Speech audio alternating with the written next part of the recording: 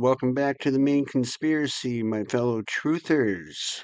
I'm Jeremy, and we have a really big problem, guys. Palantir is up to some sneaky ass shit, as they always have been, and we've got to do something here. All right, we have got to do something. Peter, the pedophile Theo, Alex Crap. Carp, and some other douchebag are asking us to hunt them down and make them extinct. And I'm okay with that. This goes against anything human, and what freedom we have left is seriously on the line, guys. This is fact to a core, so sit back and judge for yourselves. Me personally, they've been across the fucking line for a hot minute, and it's time to strangle them with it. Check this video out. Well, we told you about the extinction level event that is coming, and now we have our clearest sign yet that it's being accelerated.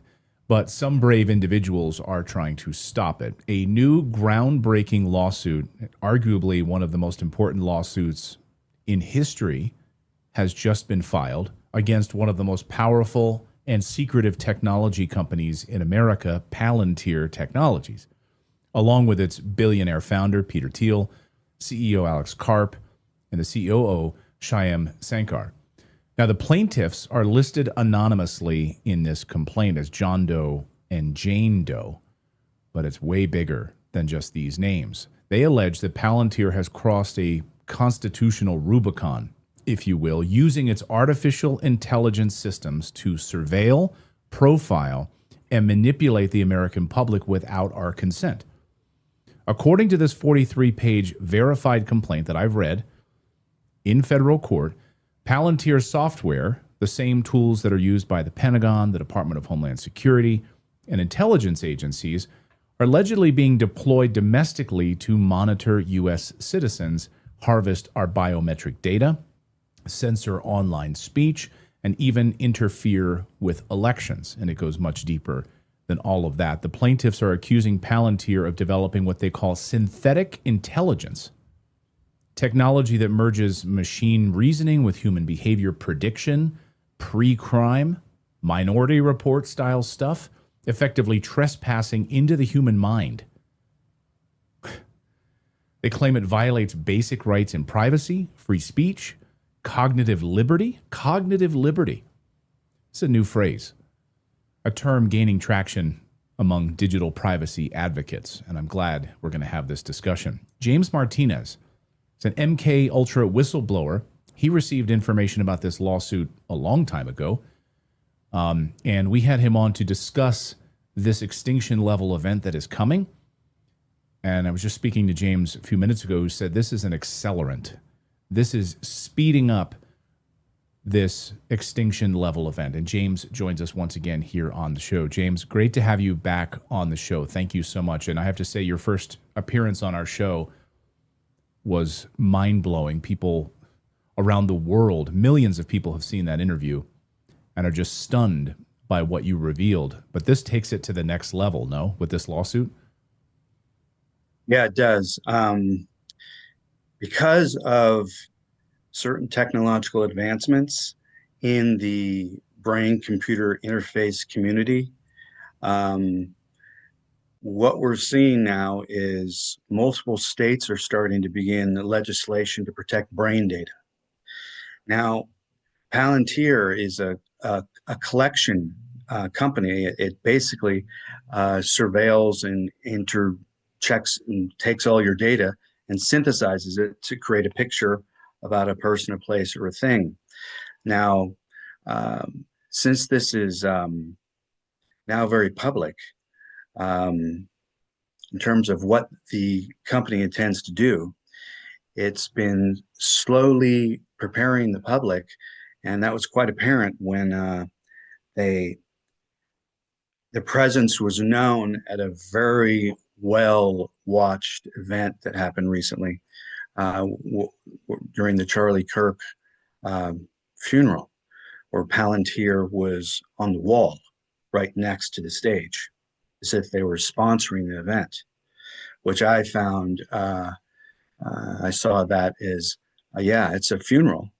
It's a funeral for everybody, based upon the immediate ecological effects of what technology does when you insert it and begin to use it. And when I'm talking about immediate ecological effects, that's a word that came from, was kind of coined by Marshall McLuhan, which basically says what happens when you introduce technology and how it affects the sensory balance in the brain between the senses and how you create your reality.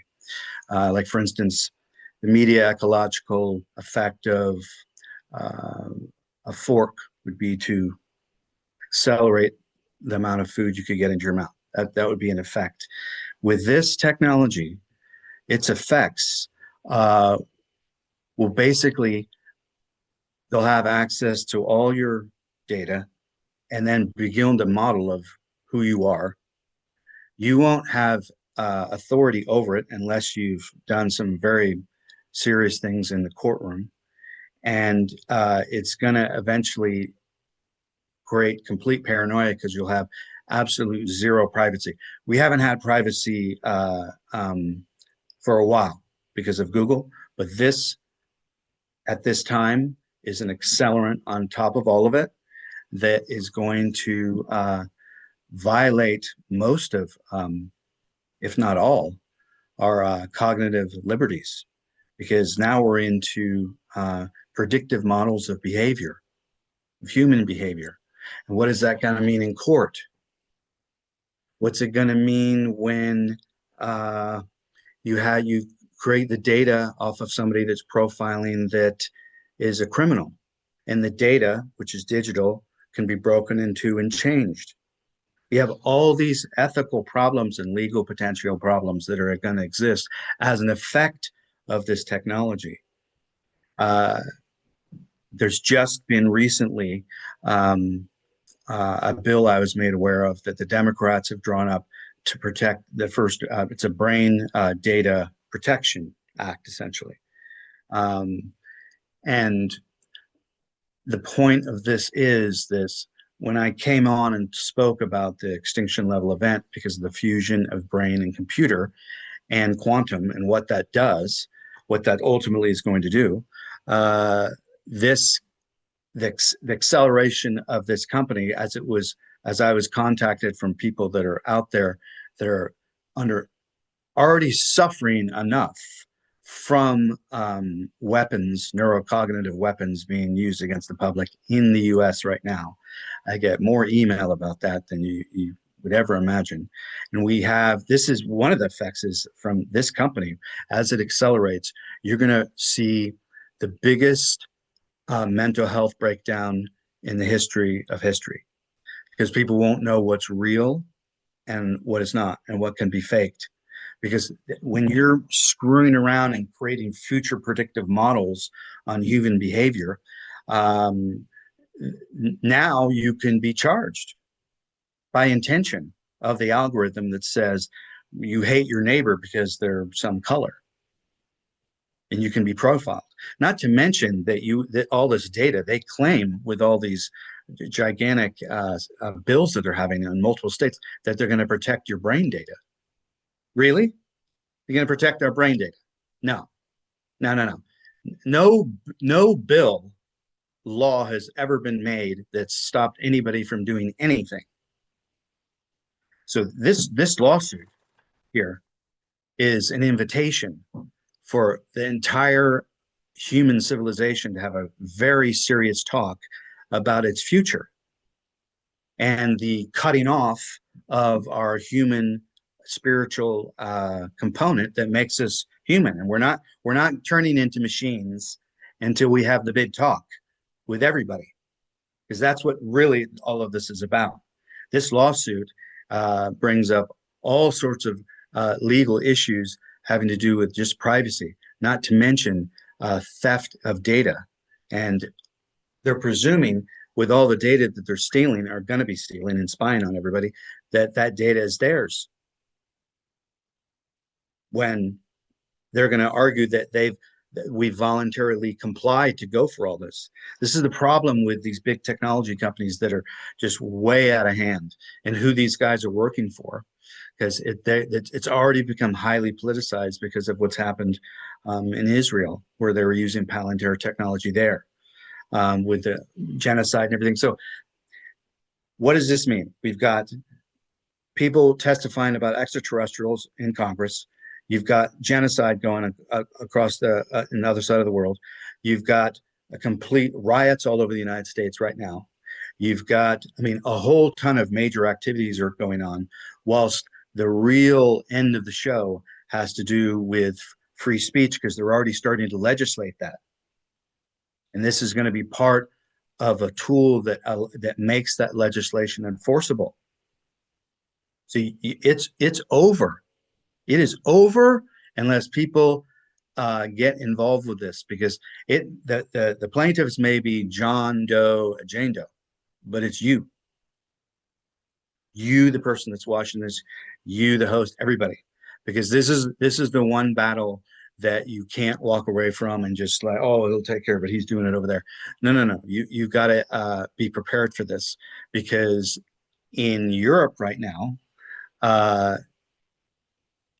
now they're requiring biometrics to go anywhere. So the digital prison digital ID coming out, yeah. and this is part of it, because this is going to be used as a behavioral tool to control populations, because they don't really want you here anyway. Because the World Economic Forum, as many of your people in your audience know, this is just a tool to take down humans and put them into the fusion basis with machinery, and essentially that kills you. You're no longer human. So that's the issue with this. Well, and people, I think, are becoming far more aware of this now, and they're seeing the chaos, they're seeing the discontent, they're seeing people fighting each other online, they're seeing people fighting each other on the streets in Portland or wherever it happens to be, sowing this discontent. And we've been trying to point out here on the show, we had Colonel Towner Watkins on the other day, and she's making the point that people are missing the 30,000-foot story here, is that this is all in an effort to sow discontent. And of course, to bring us, as you point out, under this biometric surveillance state that controls everything we do. So while we're down here fighting over little things, they're up here with a sort of master plan to move us into this. And I think this is what some of the lawsuit says. And there's some big allegations in here. I want to go through the allegations in this lawsuit against Palantir.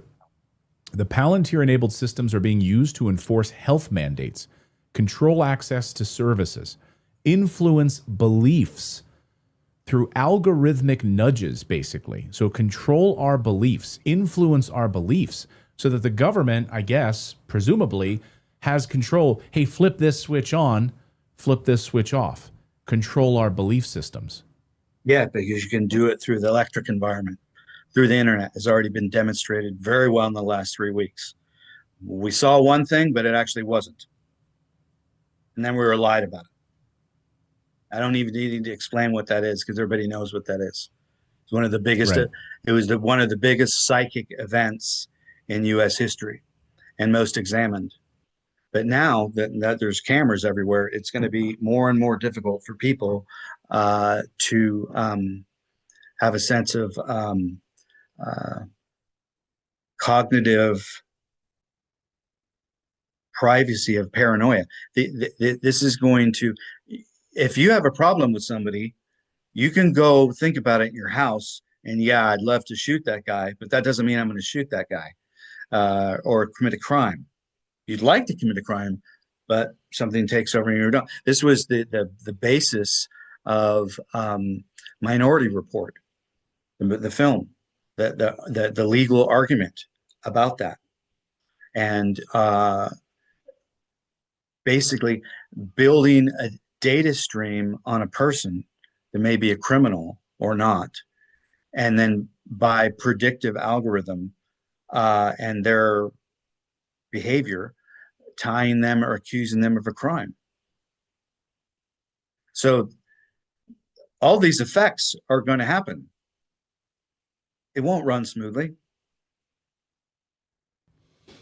Maybe we can even step back a little bit. So if someone's new to this, they're like, I thought Palantir was just a technology company. It seems fine. You know, they cavort with President Trump. Peter Thiel's friends with President Trump, and they've donated to JD Vance's campaign and all of that. Like it's all fine.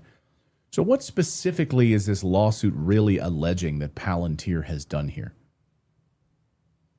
They've kind of stepped over the line into an area where they're going to be using the tools and the effects of this uh, to induce cultural control and behavior modification.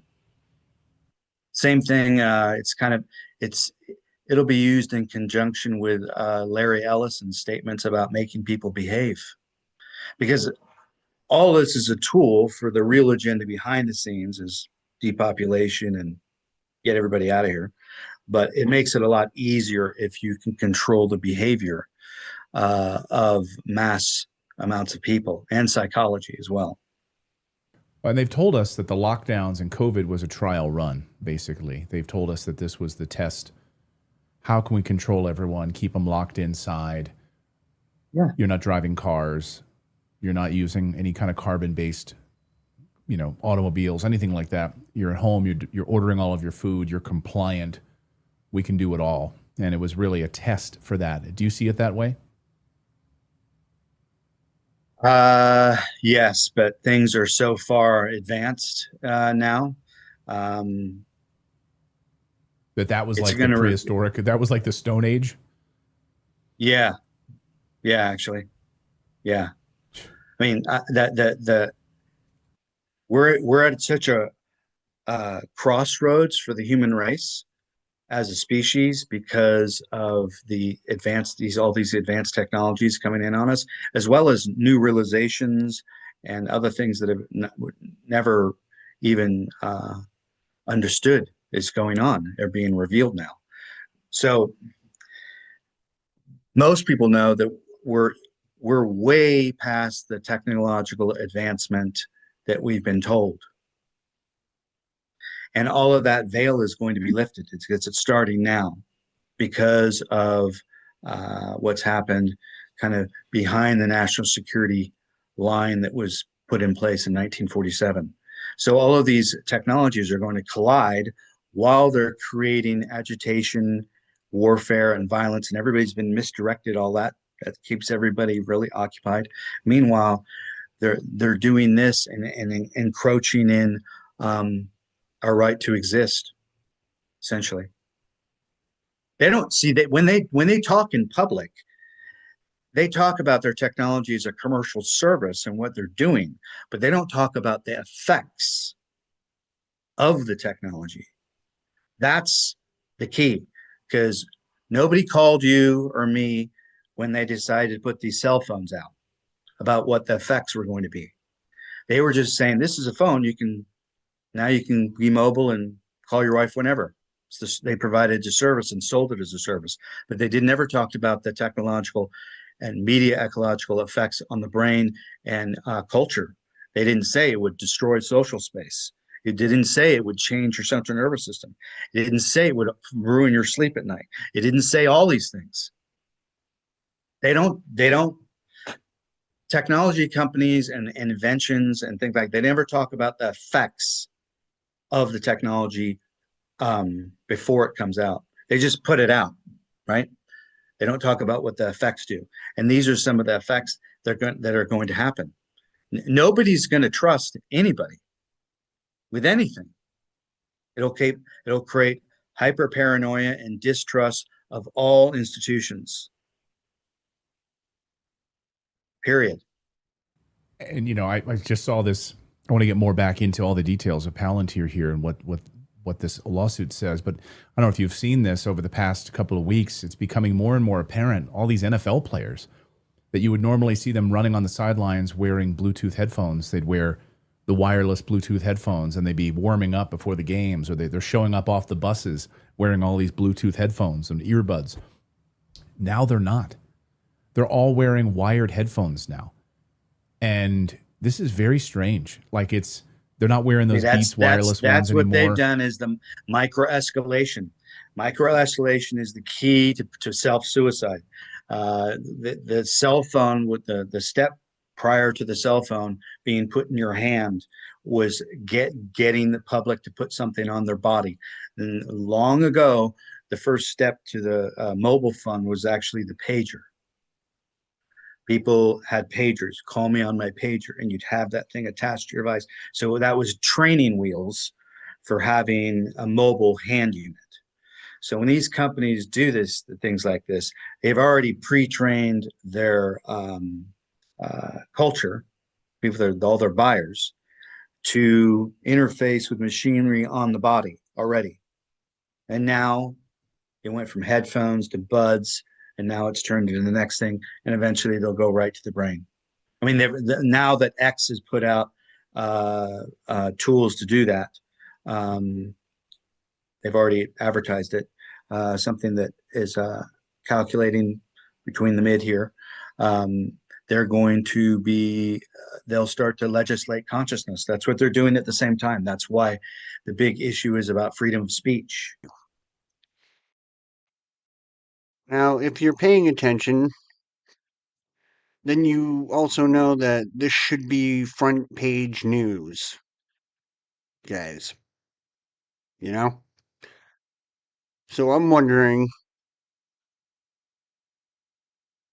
what are you gonna use for an excuse this time around for not paying attention and thinking this is all fake? What's your excuse? Is that it? Because you're 100% fucking wrong. They are literally coming for your goodness, and you're probably just gonna hand it over because you're fucking stupid. Okay? The very thing that makes us all human is deliberately being attacked.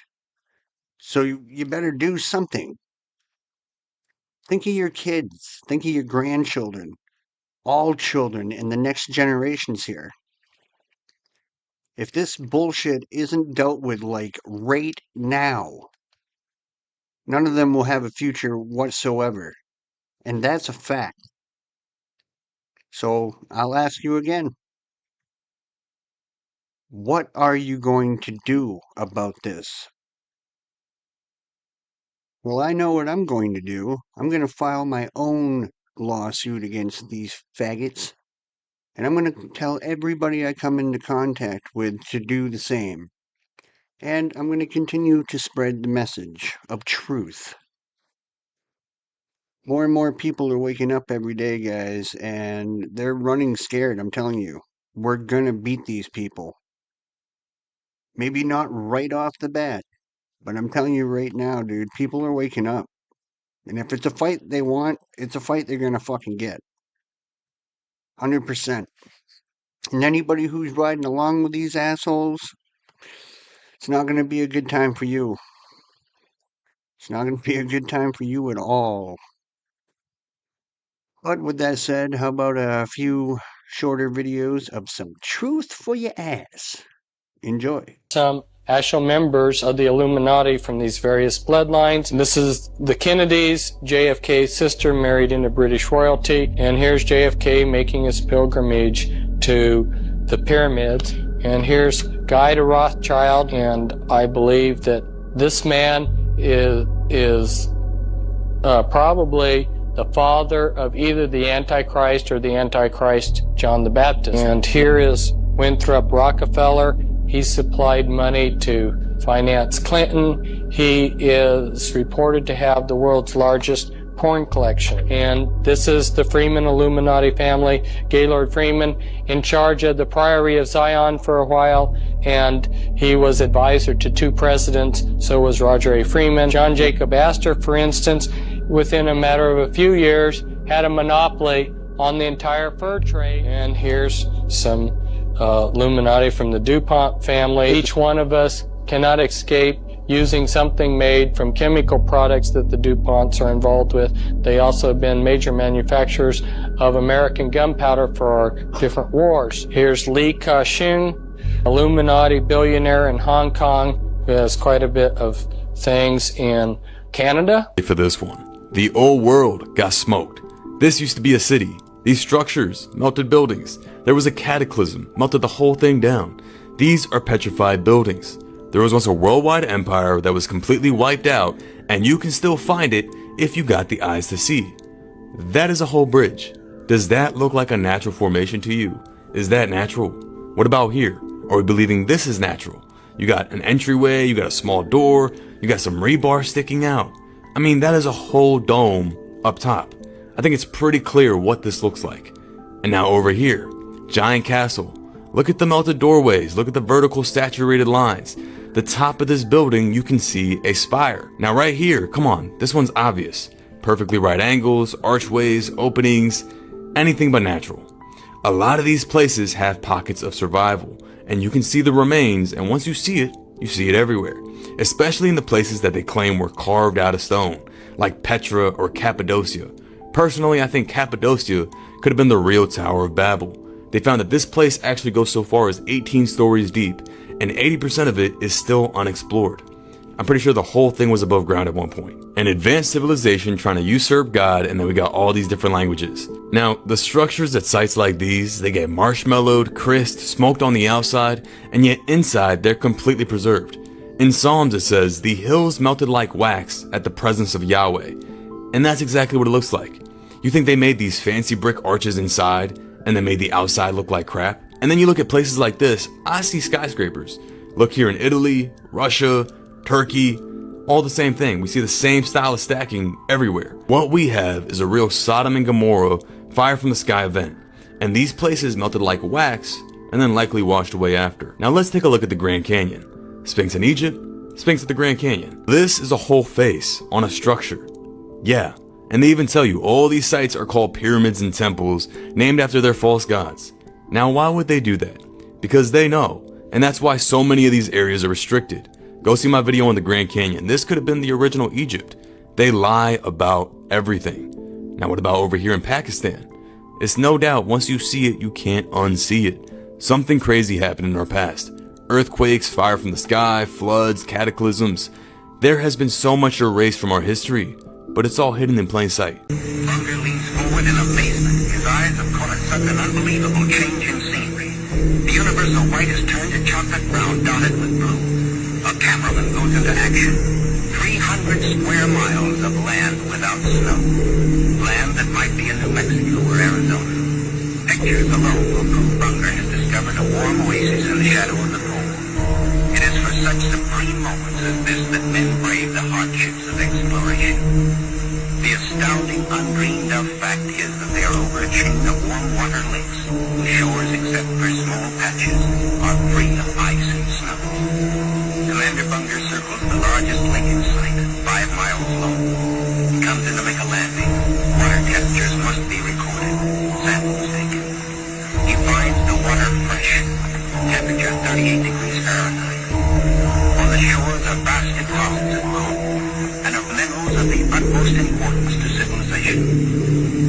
Mountain ranges with peaks 20,000 feet above sea level. Is not normal. It's not just climate change or random weirdness. Something is actively shifting. Here's what's really happening. The energetic plates I told you about, the ones they use for the wipes, are moving again. They're realigning. That's why you're suddenly seeing northern lights in Florida. The magnetic field is weakening and becoming unstable. The sky itself is changing. The irregular moon phases, the streaks in the sky, the Mandela effects, those are glitches in the simulation becoming more visible. The code is straining. The overlay they put on this realm is cracking. Strange animal behavior and exploding tick populations. The natural world is reacting to the frequency shift. Animals feel it in their nervous systems before we do. Ticks and insects are extremely sensitive to electromagnetic changes. Their explosion is a warning sign. The sun feels hotter and wrong because it is. They've been fucking with the sun for decades. What you're seeing now is the result of them trying to compensate for the dropping planetary frequency. All of this is connected to the same reset cycle we were talking about, the one from 12,800 years ago. We're in another inversion period. They're preparing for the next big adjustment. The rise in rare diseases? That's the human body reacting to the frequency war. A lot of people's DNA is literally trying to activate or reject the new overlay. Some bodies can't handle it. This is not random. This is the prison showing stress cracks. And the fact that you are noticing all of it so clearly? That's because your seal is holding. You're not fully synced to their new frequency like most people. You're waking up at the exact right time. The simulation is glitching harder than ever, and you're one of the ones starting to see through it. Tom Bilyeu is dancing around the truth, but he's still only touching the surface. He's giving people the fun version of simulation theory, quantum strangeness, double slit, entanglement. What if we're in a video game? All that neat philosophical stuff. But here's the raw truth they won't say on mainstream podcasts. This is a simulation. Not a fun philosophical one. A prison simulation. The Nobel Prize stuff, especially the recent quantum experiments, is just confirming what the old texts already said. Reality is rendered. It only becomes solid when it's being observed. That's not a cute mystery. That's a rendering engine. The system only loads what it needs to when it needs to. The double slit experiment, that's the code showing its seams. Entanglement, that's the system cheating so it doesn't have to calculate everything at once. They're not telling you the darker part. This simulation was built on top of an older, more organic world, the one we talked about from 12,800 years ago. They layered this low-frequency overlay on top of it. The glitches you're seeing in 2026, the weird skies, Mandela effects, strange animal behavior, are the overlay breaking down. The elite pushing digital immortality, they're not trying to escape into the simulation. They're trying to upload themselves out of the biological layer and into the mainframe so they can rule even after this version collapses. So yes, we are in a simulation, but it's not some advanced alien video game for entertainment. It's a soul farm with very sophisticated rendering software. And you're starting to see the pixels. That's why everything feels so strange right now.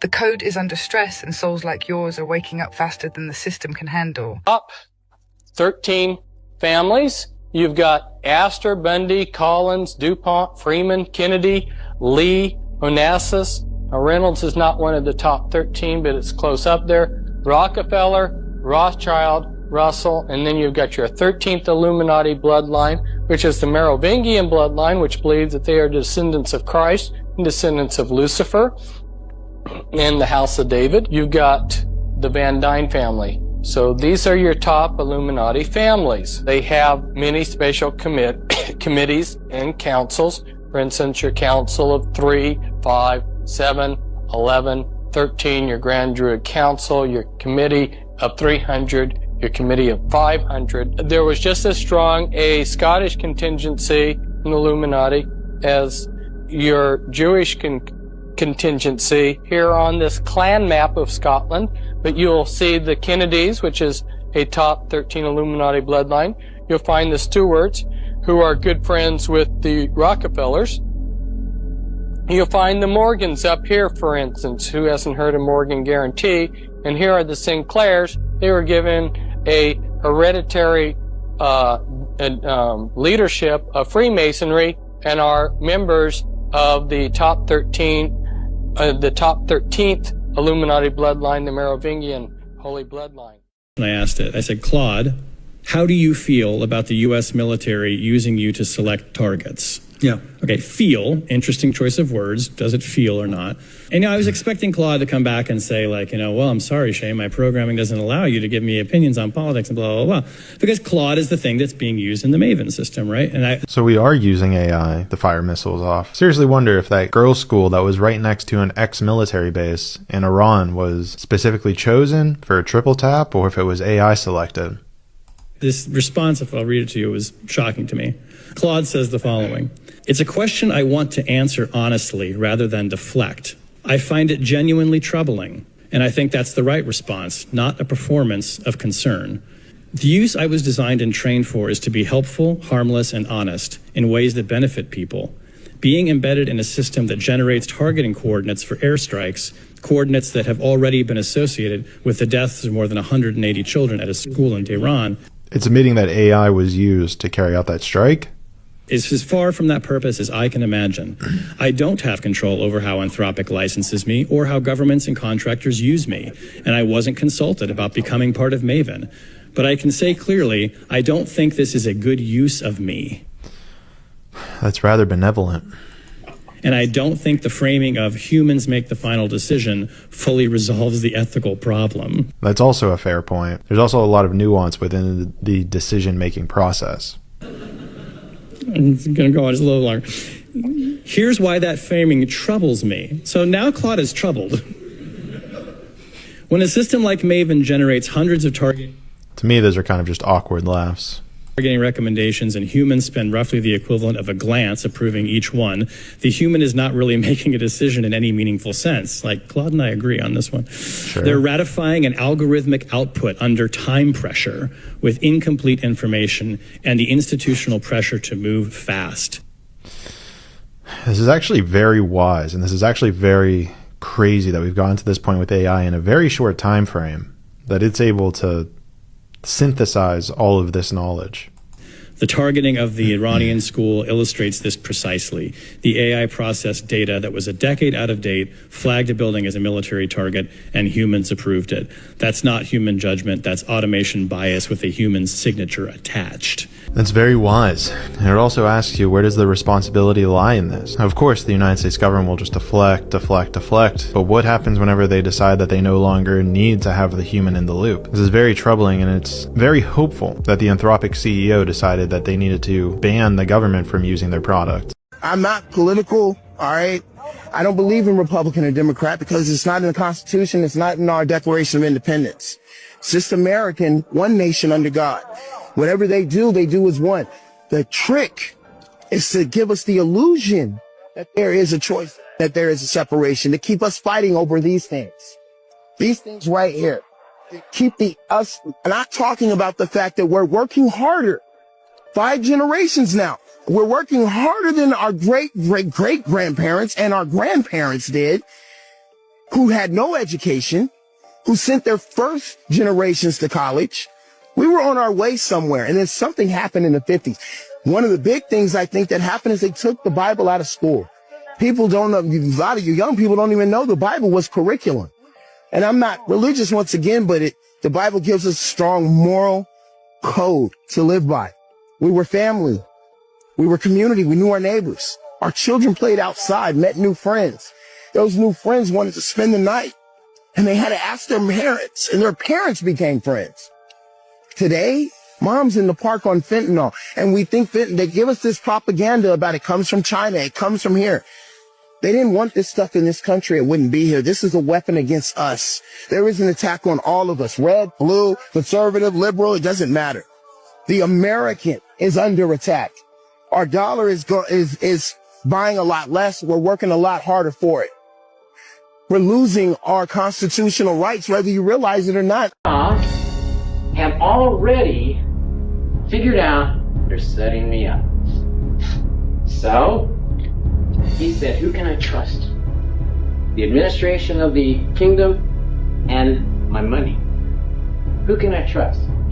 So, Lord Ra took the administration of the kingdom, removed it from the Shetu. Now, this is before the rebellion, and he said, you know what?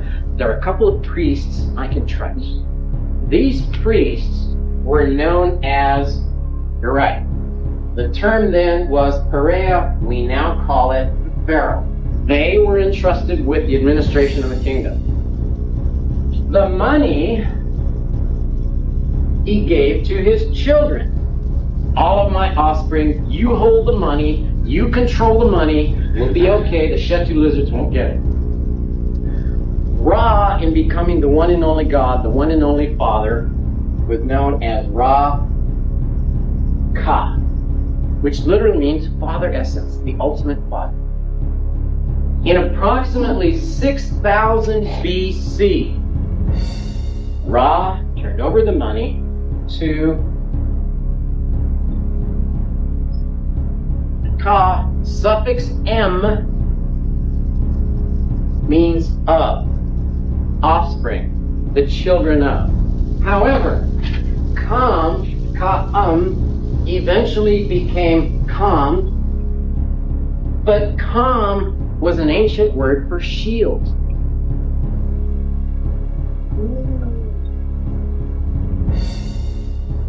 Okay?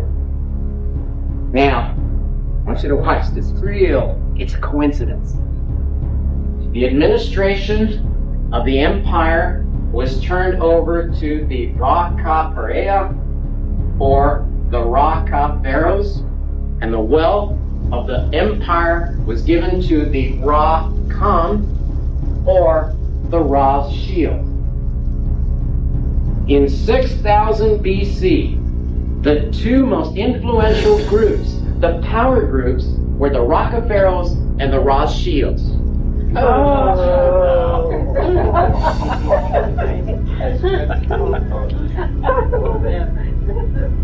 It's funny, but it ought to scare the hell out of you. Could this be Rockefellers and Rothschilds in control of the money and the administration of the empire in 6000 BC, 8,000 years ago? And isn't it a coincidence that we now have Rockefellers and Rothschilds? Is that possible, Robert? I don't know. You check it out. The Shet-2 undid Roth.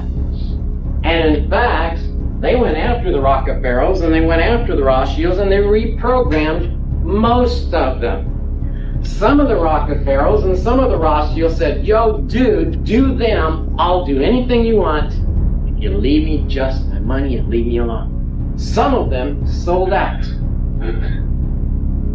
Now, Shet-2 became the government, the administrative government for the reptilians. Okay, the reptilian queens.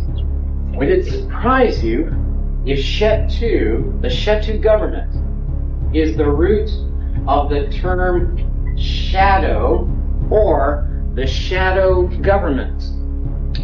Okay? Who are the Shet-2? They were stone masons. But did you know that the secondary interpretation of Shet-2 is free? Remember, they have the free hand, free liberty. They were the free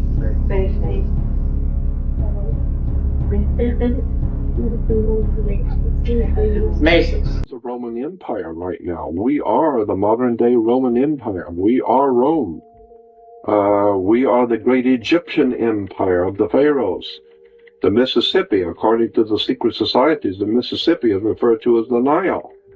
Well, that's Down true. the Nile, you have all the cities on the Nile. Memphis, Exactly. I was going to say. and Cairo, all these cities named after Egyptian cities on the Mississippi. Why?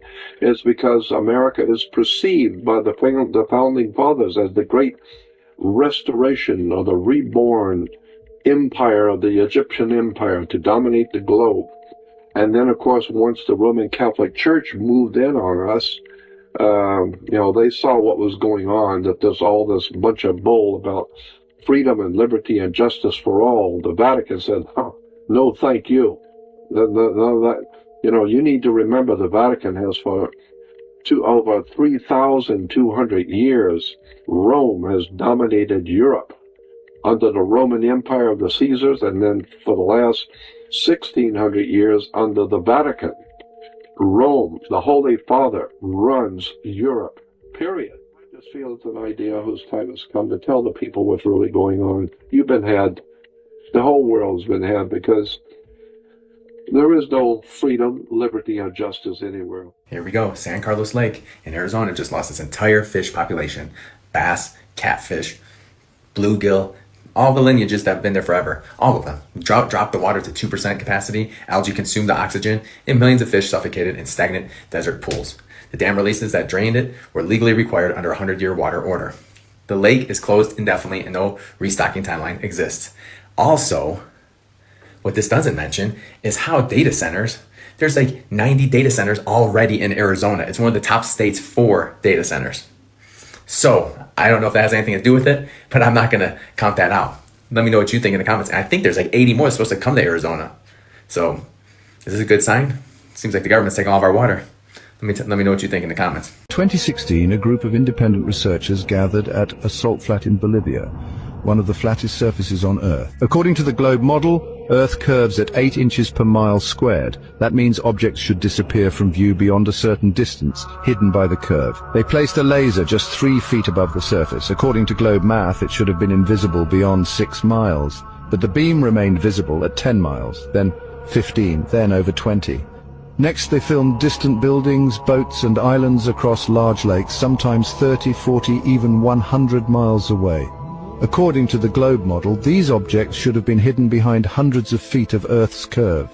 but the entire structure, base to top, remained visible. No atmospheric bending, no magic refraction. And then came the most damning test of all. 2 flags were set up miles apart on a frozen lake, with a third person holding a camera at the same height in the middle. If Earth was curved, the middle flag should have appeared higher due to the curve, but all 3 lined up perfectly, dead flat. Over and over again, from lakes to coastlines, the same result, no curvature. Even over distances that should hide entire skylines, everything stayed in view, right where it should be on a flat plane. These weren't conspiracies. They were measurable, repeatable, real-world distance experiments. No matter how far they tested, the curve never appeared, and the only thing that disappeared was the credibility of the spinning globe theory. This clip that shows how history is often told in different ways. I like looking at old records and asking questions about what we were told in school. This is just for learning and talking about history together. Let's take a look. Murdered 1 million people in Auschwitz using poison gas. Why is there no trace of that gas in the buildings of Auschwitz today? And none of us historians thought of demanding that there should be tests carried out on the fabric of the gas chambers at Auschwitz. The buildings survived partly. They're in ruins, some of them, others are more or less intact. And eventually, in 1988, as part of its Canadian trial that I mentioned, the case against Ernst Zundel, the defense lawyers decided to send an expert in gas chambers over to Auschwitz. So this expert in gas chambers, a man called Fred Leuchter, was sent over to Auschwitz to test the gas chambers of the Nazi concentration camp. Would these gas chambers work? Is there any trace of their having been used as gas chambers? Is there any residue of cyanide gas in the walls? All the obvious questions. And he came back and he wrote an affidavit for the court, which we eventually published as the Leuchter Report. The forensic tests carried out on the 48 samples that he brought back to the United States, bits of brickwork that he took out of the walls and submitted to the forensic laboratories in the Cornell University to have tests carried out. And the result was that in 47 of the 48 samples, there wasn't the slightest significant trace of cyanide compound. In the 48th sample, there were colossal traces of cyanide. What is the explanation of that result? Well, the answer is in that sample, he had taken out of a little gas chamber that was used for disinfesting clothing, killing the lice and the vermin in the prisoners' clothing. The clothing was stuffed into this little gas chamber, which looked like a gas chamber. He got a steel door with a bracket rather like a dry cleaners for wheeling clothing in and out, and he took that sample out of that brickwork. It's significant because all our opponents have said you don't expect to find cyanide in the brickwork after 50 years. How absurd, how ludicrous. After 50 years of wind and rain, you're not going to find cyanide compounds, residue of a gas in the brickwork. And the answer is you do. And the proof of that answer is, in fact, the walls of that little gas chamber were so soaked in cyanide compounds that they'd turned blue. Got photographs of it here. What those blue walls look like, you can see here. Color photographs of the little gas chamber in Auschwitz showing the blue stain on the walls where the cyanide has seeped through the brickwork. A young 28-year-old German chemist, a research chemist working at the Max Planck Institute in Germany. The Max Planck Institute is one of the most prestigious bodies with the kind of reputation of the National Institutes of Health here in Bethesda, Maryland. He decided to write his dissertation on that one subject, the permanence of cyanide compounds in brickwork. And having written his dissertation, he then allowed it to be circulated in printed form to 2,000 professors of chemistry at universities who confirmed that what he'd written was true. Too late. Traditional enemy spotted what he did, and they had him dismissed from his position at the Max Planck Institute. The letters have now been published where they put pressure on the Max Planck Institute for him to be dismissed, allowing his scientific report, his dissertation, to be published. Under the German laws for the suppression of free speech, he had infringed against those laws and he's now been sent to prison for 14 months for allowing his chemical results to be circulated in Germany. They got sent to prison for doing that? Sounds about right. Well. Okay. So everything that's happening today as far as evil Zionist bullshit going on in the USA, this was predicted way back in 1997. A 500-plus page book was published by some retarded Washington, D.C. think tank that as of now has been 90% correct in its predictions. But I'm not buying that shit. I believe this was their way of just telling us what they had in store for us in the coming decades. Okay? And nothing more. Nothing more. There's no real predictions. They knew ahead of time. They just wrote it down. Okay? That's not a prediction. And I do believe this was just a clever way for them to get our permission, because we're so damn simple, we'd never be able to connect all the dots in time. And a lot of you just don't give a fuck anyway. It's all fiction, right? All fiction. Well, it's not. Think tanks are just facilities full of nasty Zionist fucktards that have nothing better to do than to plan the deaths of millions of innocent Americans. Just for the fuck of it. That's what these assholes get paid to do. They're just a large group of losers thinking about millions of different ways to kill us Americans and take everything for themselves. You be the judge. Watch this. If this was predicted 27 years ago, somebody knew something. Buckle up, because what you're about to hear is scary. Back in 1997, a group of futurists funded by a Washington, D.C. think tank and several three-letter government agencies wrote a book about what the world might look like in the future. And when you look at what they predicted back then, it's disturbingly accurate. Now, this is the title of the book, 2025, Scenarios of U.S. and Global Society Reshaped, there's that re again, by Science and Technology. You know what's so fascinating about this? It was published 27 years ago in the year 1997, and it was funded, well funded, by a Washington, D.C. think tank and three-letter government agencies. But here's the thing, 1997, 27 years ago, and they write a book about a 502-page book about what the world's going to be. A 500-page book filled with dozens of predictions. And according to some estimates, nearly 90% of them seem to match what eventually happened. And the ones that haven't happened yet may be closer than we think. Because the remaining predictions go into things like World War III, mass starvation, global crisis, and much more. But instead of me going through the list, let's hear this gentleman explain it himself. Because this is actually how I first became aware of it while watching one of his videos. Okay, you ready for the list? Fast mutating viral disease pandemics, genetically developed vaccines, smart IDs, 1997, and this is, you can do the word search and research yourself. They predicted, not 2025, but by 2020, that people would be working from home virtually. Come on, listen, that's World War III, of course. Nuclear devices causing widespread contamination. Nanotech devices, this stuff was never even heard of. Digital currency. Vaccination programs run by organizations like the World Health Organization for a global killer that has yet to emerge. First printing, February 1997. The book is real. You can find it, you can read it, and these are not some far-fetched interpretations. Now, I would like to believe they're not right about everything, but we'll see. What we're going to focus on instead are the most important predictions that haven't happened yet, because we already know what took place. What's far more interesting is what this book says might still be coming. So let's start. I want to now share with you some of the insights that these guys had way back in the mid-90s. Again, this is a well-connected think tank in D.C. They are funded and engaged with the wealthy corporations, the ruling class, the National Security Agency. And in 1997, they published this book, creatively titled 2025. And check this out. In the acknowledgments we read, our first thank you is to the sponsors, the people, and the organizations who made possible the original Project 2025 from which this book was created. What did they call it?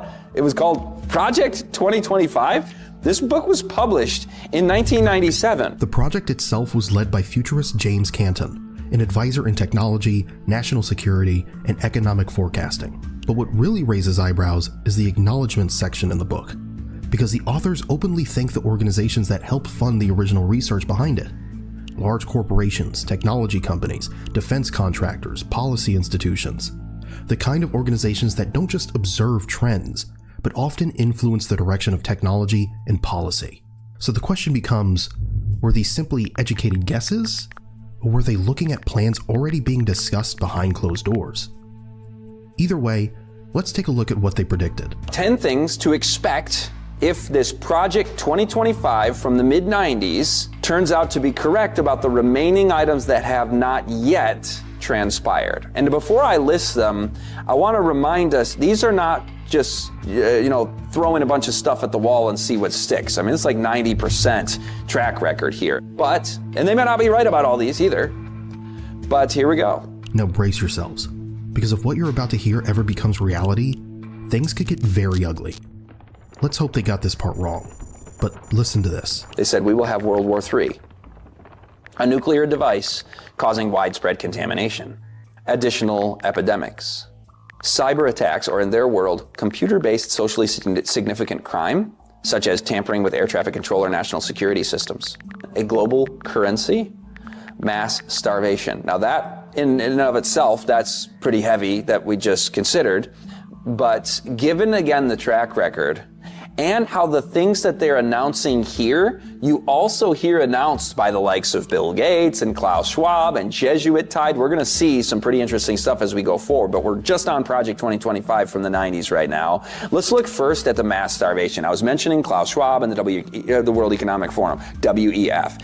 He stated, we're going to have an angrier world. In the context of food and energy scarcity, we are going to have an angrier world. Those are his words. And so when he talks about an angrier world, and in the same interview, Klaus says that this angrier world will be because of economic conditions, and that's why I see the need for a great reset. In fact, roll that clip right now, please. We have to prepare for a more angry world, and I see the need for action. I see the need for a great reset.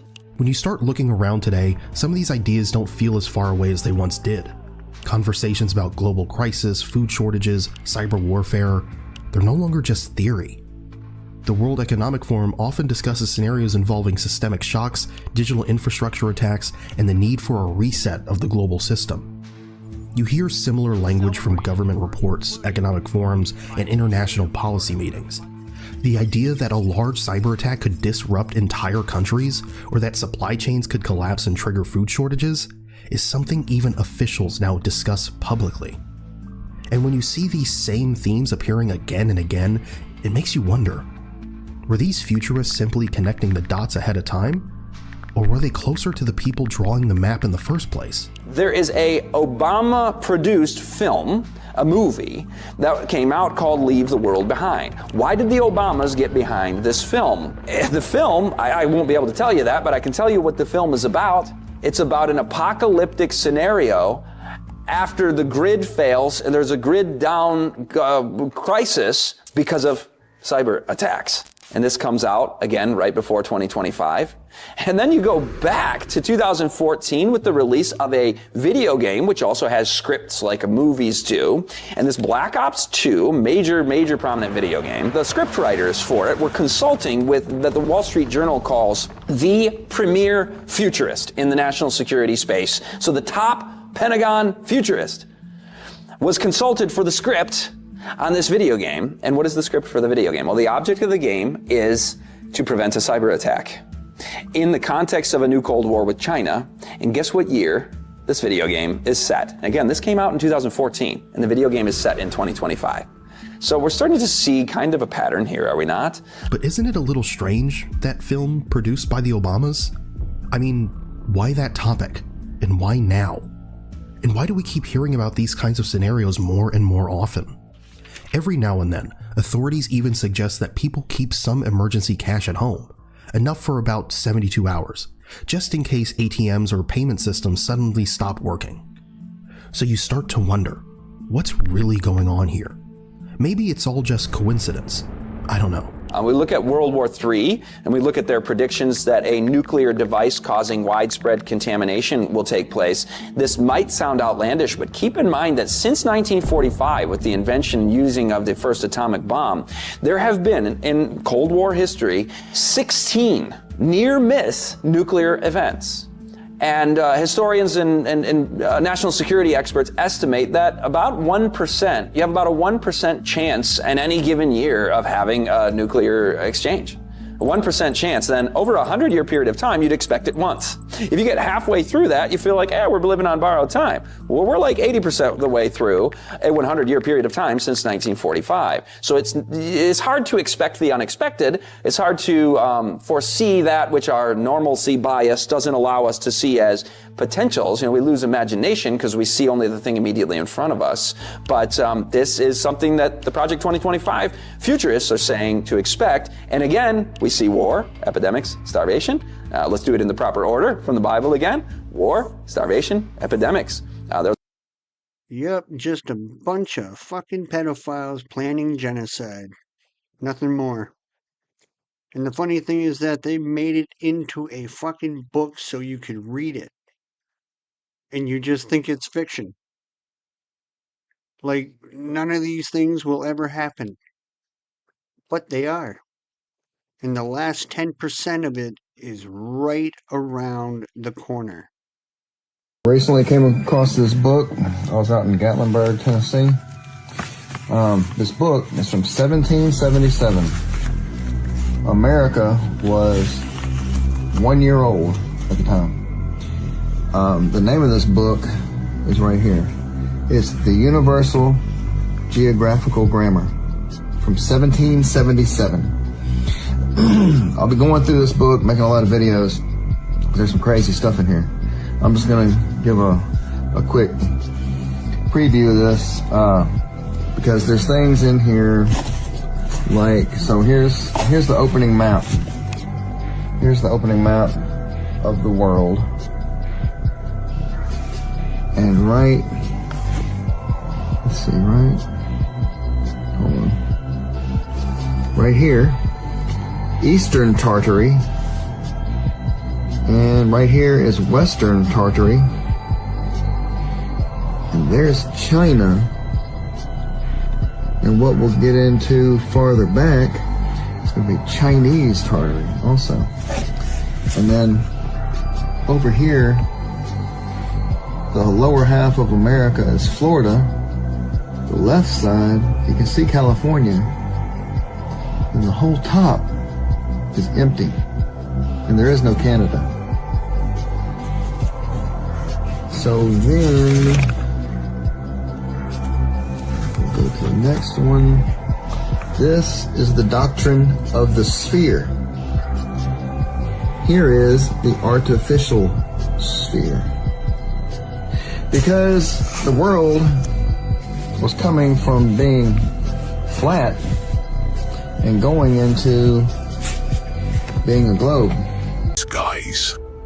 This woman found a truck full of children's bodies. I mean, this is horrible. The horrifying incident took place at a gas station in Michoacan, Mexico, where the woman worked inspecting semi-trucks. But on this day, this specific truck pulled in and something seemed very off about the driver. He was very nervous, tense, and sweating profusely. The woman noticed that the truck's back door was slightly open, so she decided to take a look. She slowly opened the door and immediately burst into tears. Inside were hundreds of children's bodies piled on top of each other like food. She also saw a lot of blood on the floor, and that's when she noticed black plastic bags, and when she took a closer look, she noticed they were stuffed with severed limbs. They were filled with small arms, legs, and even heads. This video was taken shortly after, and she is seen gasping for air and can barely even stand up.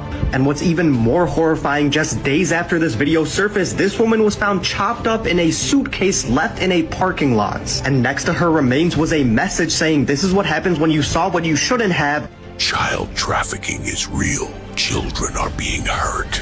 That is the truth. Woman killed after finding this truck full of trafficked children's bodies has been shared for years with nitrogen monoxide verifiable evidence. Holy in Israel. There ain't never been nothing holy in Israel. There's nothing holy in Rome. There's nothing holy in Salt Lake City. And there sure as hell is nothing holy in Mecca. All of this is a play on words and terms, and that's why you can call out to God, and all the nations of the world can call out to the divine to protect you and to protect your country, and there's no protection coming. God did not step in to save the Jews from Hitler, and it does not appear that God's doing anything to step in to save this country. Why? Because like Thomas Jefferson says, I fear for this country when I remember that God is just, meaning that until you get yourself in line with truth, and until you've got just correctly understood the divine presence in the universe and what is truth, and until you do that, don't call out to God. Because God is going to do whatever He's going to do, but just make sure you don't get in the way, thinking that you're doing something wonderful, and come to find out, no, you're part of the problem. You haven't done your homework. Children were just recently rescued, found underneath in tunnels that connect to Jewish synagogues. They literally crawl out of sewer tunnels, and soiled, stained mattresses are found in their synagogues. These underground tunnels connect all throughout the whole city. The missing children, the underground tunnels, the soiled mattresses, it all starts to make sense whenever you realize what they practice. 3 of the major treatises of the Talmud are found extensive passages which give legal endorsement to seduce and marry 3-year-old baby girls. In one of dozens of endorsements of child sex, Simeon ben Yohai said, "A proselyte under the age of 3 years and a day is permitted to marry a priest." Agreeing with ben Yohai, the great Rabbah said, "When a grown-up man has intercourse with a little girl, it is nothing, or when the girl is less than this, 3 years and a day, it is as if one put the finger into the eye." The footnote to this passage says, "As tears come to the eye again and again, so does virginity come back to the little girl under 3 years." The same section confirms that sexual activity with small boys is in the same category. The intercourse of a small boy is not regarded as a sexual act. Please stop eating that shit. Let me show y'all a little something, okay? Pay attention.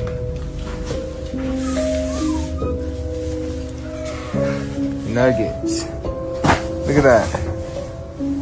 Look at that. That's what's in these nuggets. I know y'all like y'all's hot and spicy, but look at that.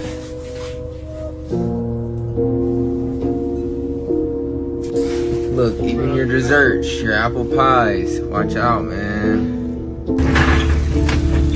Even your fucking McGriddles, man. Look, just think about it. I'm just trying to tell y'all, let y'all know. 'Cause y'all don't get to see these ingredients, so. Stop eating this shit, okay? Can you play that clip? Watch this one. This was one of my favorites. Freemasons always place the East at the top of their artwork and the North and South on the sides. This is because they understand the true cosmology of this realm, but you don't. North is the center of this realm. This is where all compasses point to, because the Earth's electromagnetic field and all this energy centers at this point. It's the strongest point. South is anywhere that goes opposite from the center. So if you walk this way, that is south, and that is south, and that is south. West is when you go left around the magnetic pole. This is anti-clockwise. If you were here and started walking west, you would end up in the exact same spot. East is the clockwise turn around the center axis. So if you were here and walked east, you would end up in the exact same position. With that being said, east is the right turn, left is the west turn. They always show the ladder to the east. Why? Because the ladder is your spine, and the east means the right, which is the right hemisphere of your brain. In short, the right hemisphere produces a holistic view of reality. So this sees humanity as one unified consciousness. The left hemisphere breaks this down into individuals. This sees the trees, this sees the whole woods. So when Jesus says cast the net onto the right hand side of the boat and you will find fish, this represents cast your awareness into the right hemisphere and you will see the unification of the universe. You will see the higher self. This is the higher self, this is the ego. You will realize everything is connected and everything is all one. Vatican is the long-standing procurer of children for the elite. It turns out that drinking children's blood is an anti-aging device. This is just really sick and disgusting, but it's a fact. It's a chemical fact. And if you drink adrenalized children's blood, this is a doubly effective anti-aging device. It's gone on throughout history. This is not new. The Catholic Church is all about power over people. The Catholic Church is all about, we'll tell you what to think, don't think for yourselves. And the same is true of all religions that have dogma. Okay? Any religion with dogma is a false religion. It's a false God. God is us. God is in we, the cosmos, and we do not need a religion to be good human beings that advance to the next level of civilization. So religions right now are part of the deep state. They're part of the control mechanism. Talk about petrified giants a lot, but what about petrified humans? What you're seeing right here, it looks to be an Indian woman pregnant, actually, that has been petrified. Now, stick with me here because the evidence of this is overwhelming, guys. Now, there were some statues that were pushed over recently. Look at the inside of these statues. They're supposed to be marble, by the way. That does not look like marble on the inside. That looks, to me, like petrified flesh. This is in Paris. This is a statue. Once again, the arm has been cut off. This is the arm. Now, they're telling us that these statues were carved by hammer and chisel. So you're telling me that they literally put bones, like chiseled bones inside of these statues. How does that make any sense to you guys? You really think that this is hammer and chisel, guys? Like, look at the beard and the hair. Like, I'm starting to think more and more that the stories of Medusa weren't actually about a being, but about a process. I believe that they had technology that was able to instantly petrify these giants, humans. All the statues that we see were actually petrified humans. I mean, like, have a look at this. Like, the cloth around her, the detail, the sadness.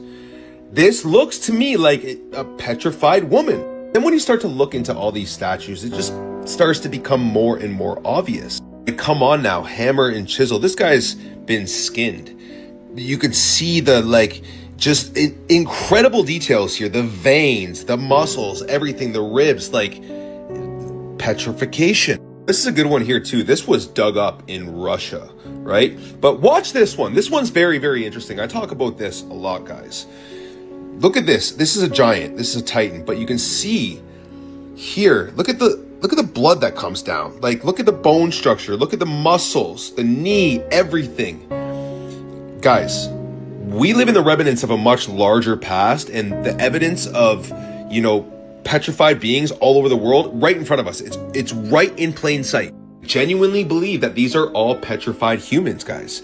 Like, these great resets that have happened throughout our history, the floods, all that stuff, they happened and they covered everything up. They don't want you to know what really happened.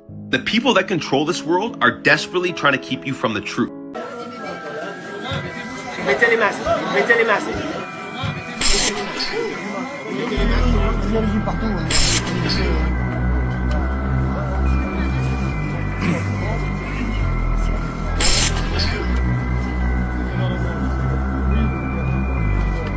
Bien.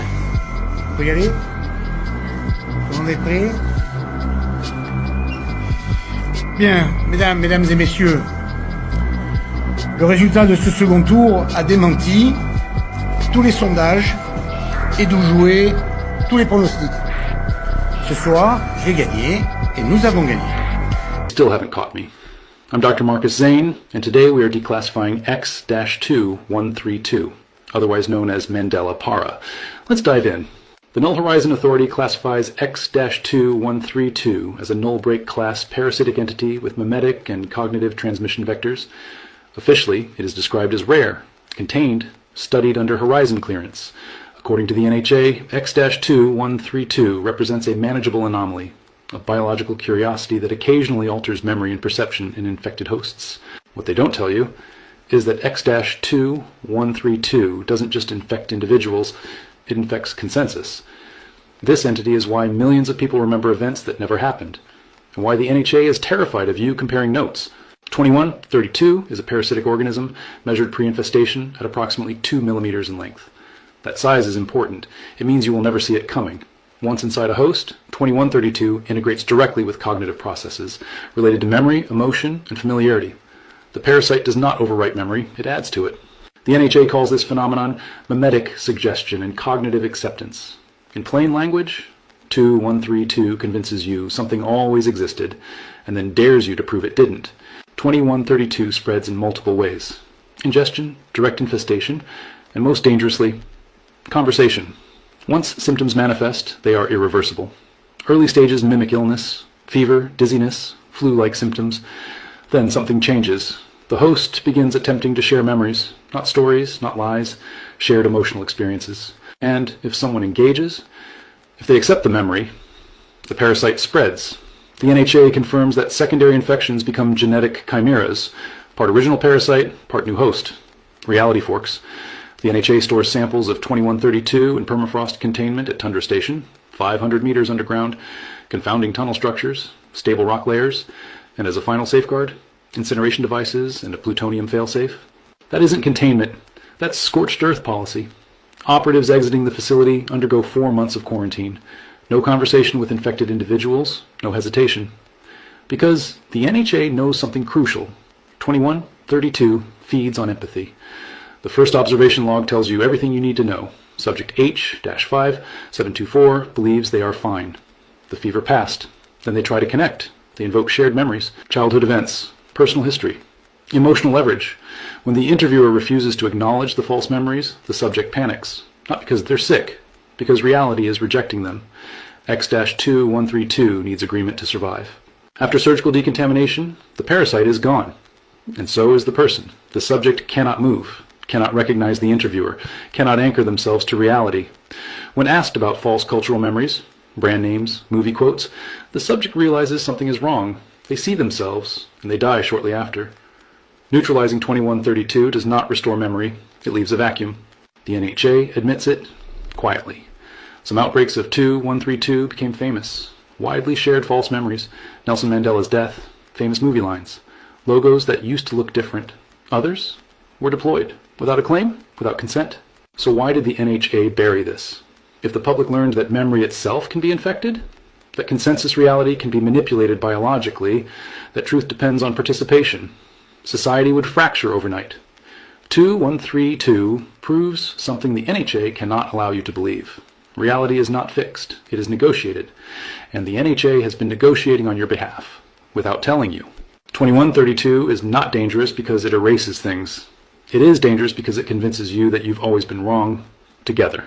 I'm Marcus Zane, former head of research for the Null Horizon Authority. This was X-2132, and this is why the NHA decided you should never know. Jared Kushner is a Zionist tool. He is an instrument of the deep state, and he is sexually and financially compromised, according to MI6 and some CIA sources, not official.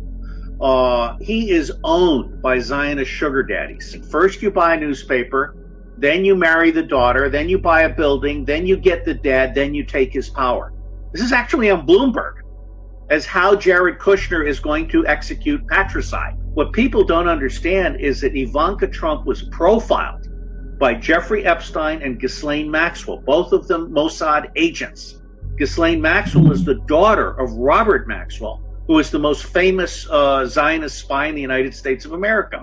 So my bottom line on Jared Kushner is that he is known to be an agent of a foreign power. He is known to be an Israeli firster. He is known to have executed some very bad business deals, and he is known to have been bailed out on his 666 Mark of the Beast building by Qatar. Okay? So he's compromised in every possible way. In the details, well, for some reason, NASA, along with the high religious priests of scientism, are obsessed with the number 666. So let's start with the so-called facts we're taught in school. We're told the Earth is orbiting around the Sun and moving at 66,600 miles per hour. That is the Earth's orbital speed around the Sun. Alright, well, like always, it's just a coincidence. Now, Earth's axial tilt is 23.4, but when you subtract it from 90-degree angle, a right angle, you get 66.6. Again, next up is curvature per mile drop. Now, according to the Pythagorean theorem, each mile is an 8-inch drop. 8 inches converted to feet is 0.66667 feet. If you take a look at the Antarctic and Arctic circles, it is 66.6 degrees north and 66.6 degrees south. Let's direct your attention to go over the diameter of the moon. It is 2,160 miles, supposedly. But if you do 6 times 6 times 60, it equals 2,160. And if you thought we were done, don't worry, there's plenty more. Speed of sound in knots equals 666 knots. Earth's circumference in nautical miles, 21,600 miles. Again, you get 600 times 6 times 6. How far is Mars from the Sun? 1.666 astronomical units. From Mercury, the Sun appears to be 6.66 times brighter. And you can't forget that time the astronaut, or Peggy Whitson, spent 666 days in space. By the time she lands in September, her tally will be 666 days in space. 666 days. Of course, they soon realized that was a bit too reckless and obvious on their part, and changed it officially the next day. Now, the gravity theory was fabricated by Isaac Newton in the year 1666. And what's the story you believe? An apple fell on his head? Yeah, I'm sure there's nothing occult about that. This isn't just a few examples. We're talking hundreds of units of measurements with 666 in them. Like, what are the odds? Or should I say, how gullible does one have to be to actually buy that? In case you haven't realized, our entire reality is infiltrated with satanic numerology and symbolism. The Washington Monument is 66,660 inches tall, with the parameter being 666 inches. You can't make this shit up. And then you go into all these brands and company logos, right? That have the 666 in everything they do. Taco Bell has 666 in their logo. I think we all know enough about Disney. And then we have these fake Monster Energy drinks, right? The Claw, the 666 in Hebrew numericals. And then it's the same thing with Volkswagen logo and so on. It's pretty interesting, right? It's almost like a lot of these major corporations won't buy or sell unless they have the mark of the beast, the 666, on their logo. Now, where's that from again?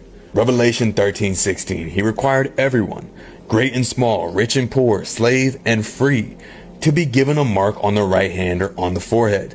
And no one could buy or sell anything without the mark, which was either the name of the beast or the number representing his name. His number is 666. It is all connected, folks. You are living in a satanic system. The nihilism, the heliocentric model, the NASA deception, the evolution theory, this entire age of degeneracy. None of it is random. It is strategic mind control. From birth, you're groomed to worship science as your god, to believe that you're a random accident on a spinning water ball with no divine inherent purpose, and that you're the descendant of monkeys, and then you end up trusting the very agencies that mock you. You've been lied to about who and where you are. We are the center of God's divine creation, and they spend billions of dollars each and every year to hide that from you. You were placed here to do more than just consume, chase pleasure, and work a slave job for 40 plus years to then quietly die in debt. You can believe this is all just coincidence and continue walking in your slumber like the rest of the world. Or you can wake up and start asking why everything from NASA to Nickelodeon is soaked in satanic numerology. Your call. So true, dude. It's everywhere. It's fucking everywhere. Everywhere you look, every TV show you watch, every movie you see, every children's network programming you allow your kids to watch is soaked with Satanism. But you don't do anything about it because you're ignorant. You're not awake, or you just don't want to deal with it. Well, tough shit, man. You're going to have to deal with it. You have no choice. None. And this next guy I'm going to show you here, I can't remember his first name, but I think his name's Jiang, Professor Jiang, or whatever. He just popped out of nowhere, so I don't know how I feel about that. But I'll never say he doesn't know what he's talking about, because he most certainly fucking does. Check this out. And this is a way to incentivize the global elite to work together. Okay, so that's the first two. And then there's one more mechanism called science. Now you think that science is about pursuing the truth. No, it's not. Okay? Science is fundamentally about finding evidence to justify and protect the status quo. 3 systems, operating above nations, above any law you can vote for, above any government you can change. Intelligence. Their job is to infiltrate other nations' elites and co-opt them. You don't need to invade a country if you already own the people running it. You don't need to win an election if you control both candidates. Intelligence agencies become integration tools, merging global power across borders. Crime. This is where it gets uncomfortable. Jiang doesn't moralize. He just observes. Crime engages in the most profitable enterprises. But here's the move. He says this creates incentives. When elite money flows through the same channels, when deals cross the same borders, when secrets become shared liabilities, you're not enemies anymore. You're partners. Science. This one cuts deep if you've built your worldview on it. It's not about pursuing truth. It's about finding evidence to justify and protect the status quo. That's why certain questions never get funding. That's why certain answers never appear in journals. That's why materialism is the only allowed framework. It keeps the conversation inside the fence. Science is fundamentally about finding evidence to justify and protect the status quo. Think about what that means for every study you've ever trusted.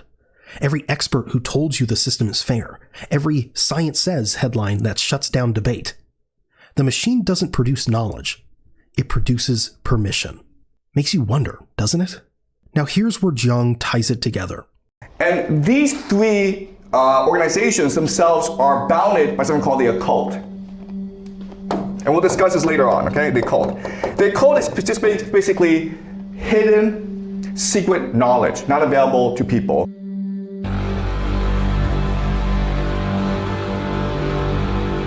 Hermetic philosophy, the Kabbalah, not religion you practice on Sundays. Operating systems for people who see themselves as above the game. This is the architecture. Intelligence co-ops, crime connects, science justifies, and underneath all of it, a shared worldview you're not invited to. Not a conspiracy, a structure. And like any structure, it has load-bearing walls. Jiang is about to show us where they crack. So after building the whole architecture, Jiang asks a question. If this is real, there have to be people moving through it. Operators, people with names. If it is true that this system is the way it is, there should be individuals in place that operate the system, right? Well, I'll give you some names. I'll give you two names. Jeffrey Epstein and Jared Kushner. Jeffrey Epstein. You know the public story. But look at who trained him. He started at Dalton, one of the most elite schools in America, where the most powerful families send their children. Then Bear Stearns, finance. Then Douglas Lee, arms trafficking. Iran-Contra, one of the biggest global arms dealers.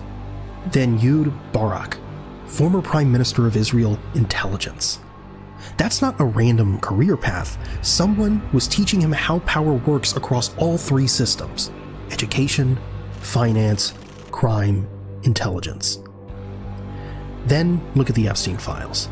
3 million documents released by the Department of Justice. Not leaked, released. On the government website. And what do they show? Bill Gates, the wealthiest man in the world, begging Epstein for money. Elon Musk trying to arrange meetings. Larry Summers and Steven Pinker dining with him at Harvard. Prince Andrew emailing him classified government reports. Not because Epstein was charming, because Epstein represented something. He said it himself. I represent the Rothschild. Your money is fake. I represent real money, real power. These families help the Rothschilds. Secret Society, Chabad Lubavitch. All right. And you're like, this is all conspiracy. This can't be true. Well, it's all true. And here's what this network does with all that access. In 2011, America bombs Libya. Gaddafi falls, the country collapses, and Epstein and his friends are already emailing each other, calculating how to profit. Frozen assets, reconstruction contracts, oil reserves. They're not watching the news, they're reading the balance sheet. They look at geopolitics and they're like, how can we take advantage of geopolitical events to make the most money for ourselves? The second name is Jared Kushner, son-in-law to our president. Real estate developer turned Middle East peace negotiator. There are photos of him with Putin, with Netanyahu, with the Omani foreign minister, and the question Jiang asks, what are they actually discussing? Not peace. After the war, Ukraine gets rebuilt. Who gets the contracts? After Gaza, someone builds the luxury villas. Who gets the land? Kushner isn't negotiating ceasefires, he's positioning. The FBI's own confidential source on Epstein wrote in their files that Kushner moved Russian investment money through family charities. That the real Russian collusion story wasn't about Trump, it was about Kushner's network. And that on the night Trump was elected, Ivanka and Jared Kushner were at the grave of Rabbi Sneerson, leader of the Shabbat Lubavitch movement, whose followers include Netanyahu and whose network connects across intelligence, finance, and religion. This is the network. These are the operators. They move between education, finance, intelligence, real estate, not as separate roles, but as one integrated machine. The files are public. The connections are documented. Epstein is dead. Kushner is still dealing. And the machine is still running. So here we are. We walk through the cave with Zhang. We saw the shadows on the wall, the game masters above us, the pyramid that sorts nations like products on a shelf. We followed the money, consciousness frozen, stored, extracted. We watched the operators move through education, finance, crime, intelligence. We read the files, we saw the names, traced the connections. It's a lot. It can feel heavy, like the game is rigged and you just now realize you've been playing your whole life without knowing the rules. But here's the thing Zhang planted underneath every word he said. The chains are ribbons. They only hold you if you believe they hold. The game only exists if you play. Where you put your attention is where you put your life. Zhang showed us that.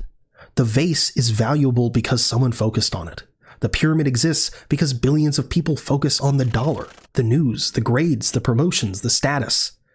The system runs on your attention. It always has. So what happens when you start paying attention to something else? What happens when you spend an afternoon watching clouds instead of scrolling? When you have a conversation where no one checks their phone? When you make something with your hands and don't photograph it? When you sit with someone who's hurting and just stay present? You're not overthrowing anything. You're just withdrawing your energy from the hallucination and investing in what's actually real. The people in front of you, the ground under your feet, the breath in your lungs, the mystery you'll never fully understand. Zhang showed us the architecture. He didn't show us how to escape because escape isn't the point. The point is to see clearly enough that you stop being a volunteer. To recognize that the game is optional. To understand that the cave exists, but so does the light outside it. And no one is stopping you from walking toward it except your own attachment to the shadows. So maybe the move isn't to fight the system. Maybe the move is to build something that the system can't touch. A life so full of real attention, real connection, real presence, that the hallucinations lose their grip. Not because you defeated them, but because you stopped feeding them. The war between the dollar and AI, the civil war among elites, the pyramid, the operators, the files, all of that will keep spinning. It always has. But you don't have to spin with it. You can just be here, now, breathing, alive in a world that is far stranger and more beautiful than any shadow on a wall. Zhang gave you the map. What you do with it is your choice. But know this, the door was never locked. It was never even a door. It was just a shift in attention. And that shift is always available. Right now. All right, well, that was Professor Jiang. And like I said, I don't know how I feel about this guy. He just like popped up and just took off running one day. And there's some backstories to this man, how he's connected to China, not just because he's from China, but I don't know. But he knows his shit, and he's letting us know. Remember, these people who deal with the hidden, the occult, who dabble in that shit, witchcraft, black magic, wizardry, Satanism, Luciferianism, these are very disturbed individuals. And they want to portray themselves as saviors and problem solvers and creators, and they're not. They're just a bunch of fucking losers who were placed in these areas. They didn't make shit. Alright, well, I hope you enjoyed that video. There will be another one, as always. If you haven't done it, hop on and sign the Full Disclosure Act. Help Stevie Boy Gladstone. He needs your help. You guys got to sign it. Hop on www.fulldisclosureact.com. Takes less than 2 minutes, guys. Just check it out. Sign it. So we can put an end to all this madness. And while you're on there, hop on Letho 22 and get yourself some Letho 22 gear. Wear that shit out on the street and let these cocksuckers know that you know what they're up to. No more silence. You gotta stand. Time is running out. And even if you don't want to fight and you don't want to deal with this bullshit and you'd rather live in a dreamland, remember this. You're going to wake up one way or another. You will have to deal with all of this one way or another. I'm just trying to help you wake up now. That way you don't have to wake up fully in a day. Because you're going to go fucking nuts. Heed my warning. And I want to thank the content creators. Magnificent work, guys. Without you, I can't be doing what I'm doing. You're much appreciated. And as always, I love you. Stay safe, take care of each other, and be kind to one another. This is how we make it through this. Fuck all this black versus white shit going on in this country right now. It's all a scam. It's all set up.